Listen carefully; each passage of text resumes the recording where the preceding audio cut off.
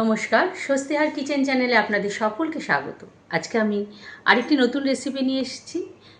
রেসিপিটি হলো আলু ও ধনেপাতা দিয়ে তৈরি পকোড়ার একটি রেসিপি এনেছি। এই পকোড়া রেসিপির সাথে যে সসটা আমি ব্যবহার করেছি সেই সসটার লিঙ্কটা আমি এই ভিডিওর ডেসক্রিপশন বক্সে দিয়ে দেবো, আপনারা দেখে নিতে পারেন। এখানে এই পকোড়াটা করার জন্য আমি 7 চামচ বেসন নিলাম আর 2 চামচ সুজি দিচ্ছি। সুজির পকোড়া খেতে কিন্তু খুব টেস্টফুল হয়। দেখুন, ভালো করে এগুলো মাখিয়ে নিচ্ছি। এরপর স্বাদ মতো লবণ দিয়ে দিলাম, সামান্য হলুদ দিয়ে দিচ্ছি আর 1 চিমটে বেকিং সোডা দিয়ে দিলাম। এখানে লঙ্কা কুচি করে রেখেছিলাম, সেটাও দিয়ে দিচ্ছি। দিয়ে ভালো করে এগুলো মাখিয়ে নিচ্ছি। অল্প অল্প জল দিয়ে বেসমের ব্যাটারটা গুলিয়ে নিতে হবে। ঠিক এই থিকনেসে ব্যাটারটা গুলিয়ে নিয়েছি। এর মধ্যে 3টে আলু সেদ্ধ করে রেখেছিলাম, সেগুলো আধ ভাঙা করে এর মধ্যে দিয়ে দেব।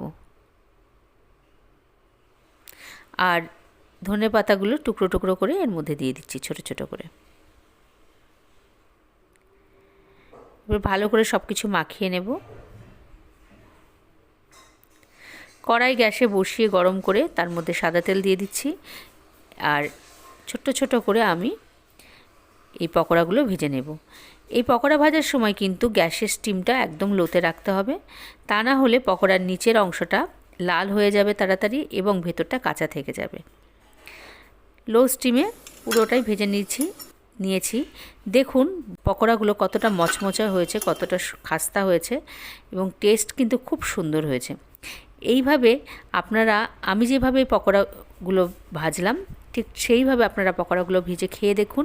কেমন লাগছে অবশ্যই কমেন্ট করে জানাবেন।